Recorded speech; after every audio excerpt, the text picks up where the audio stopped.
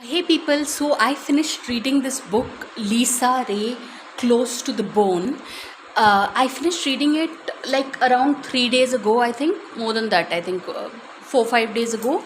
But I pretty much needed the time to kind of process this book that is, I'll tell you, 386 pages long, because every page of this book is, it kind of delves into the mind of this star Lisa Ray.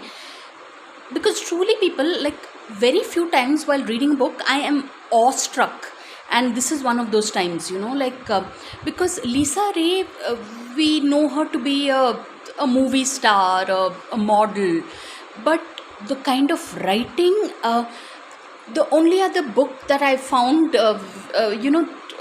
that is on par with Lisa Ray's writing is, there was this book called Shantaram, describing, it was written by a person who's, that's what, it was a very close-up look of Mumbai, and Shantaram, and it was a huge voluminous book.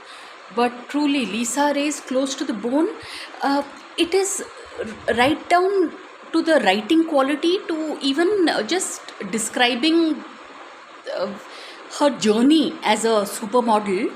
And it is philosophical. It is, the amazing part is, this book, I presumed, was about her cancer journey, but luckily the cancer journey is just covered in a few pages, but the rest of the book is all about her journey from Canada to India to Bollywood to, man, reading this book is an experience. So I can't recommend it enough, people. It's called Lisa Ray, Close to the Bone, and it will blow your mind. I mean, I really could continue speaking, because considering the book is all about even her, the whole, this introspective journey that she took by visiting these, Buddhist monasteries. And man, it's like, considering it's the summer season, the feeling that you get when you stand in front of a cooler, it's invigorating.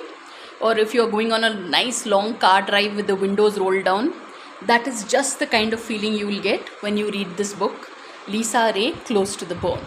So on that note, thanks for watching, and please subscribe.